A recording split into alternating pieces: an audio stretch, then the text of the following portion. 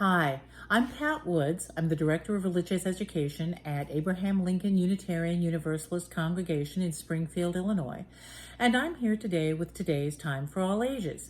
Now, this Time for All Ages is a little more serious than my typical Time for All Ages tend to be, and that's because it's about Memorial Day, and Memorial Day, at least for me, is kind of a serious holiday.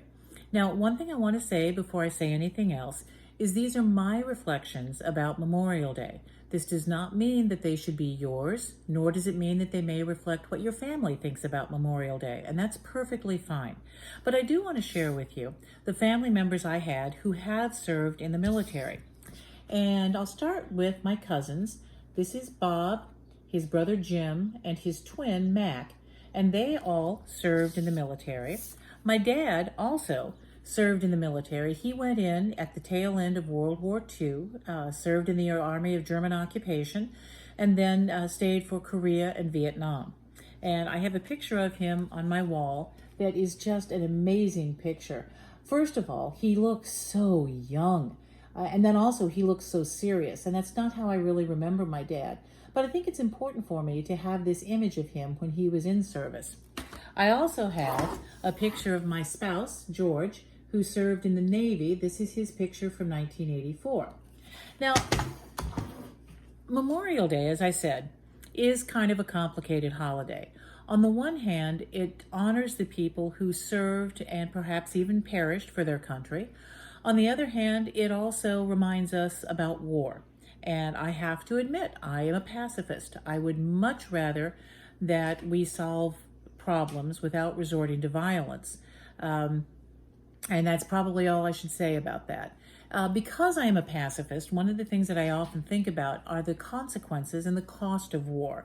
And I think that when we're honoring people on Memorial Day, that's something that we should be aware of. As a matter of fact, when I lived in Ottawa some 15, 20 years ago, I went to a Memorial Day service at Jackson Square, which is kind of in the center of Ottawa, and I ended up writing a poem about it, and I'd like to share that poem with you today.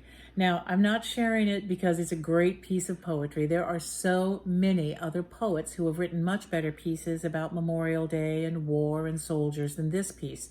But this one is copyright free because I wrote it, so I'm in good shape. I call this the Silent Canon. I'd like to read it for you and then say a few words about it. So here we go. The Silent Canon, the one all the kids climb on right in the middle of Jackson Square, woke today when the mayor spoke of sacrifice, praising those who went willingly to war, who paid for freedom with their lives. But those of us whose ears could hear listened to the canon that said all the words the mayor could not say, for Uncle Clell and his lost leg, and Cousin Kate and her lost youth, and Grandpa Jim and his lost faith. For them, for us, for memory, the Silent Canon spoke today. Now, I'll probably be thinking about this and kind of feeling this way when I go to visit my relatives. That's one of the things I do on Memorial Day. And the relatives that I visit will be the ones in cemeteries. I'll go to Springfield, I'll go to Whitehall, and I'll go to Jacksonville. And I will stop by and I will say thank you at the grave sites of the family members I have who were in service.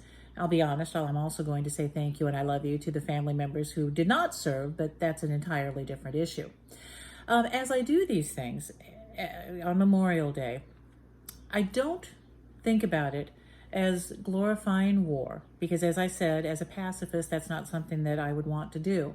But I do think about it as uplifting those people who answered the call and did what they saw as their duty.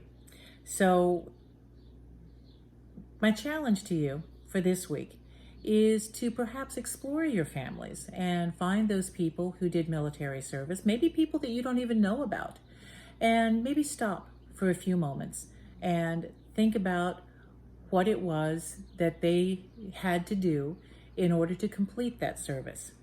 I certainly think that that sort of thing is worth thank you. And I certainly think that that sort of thing is worth Memorial Day. Take care, find peace, and I'll see you next week. Bye-bye.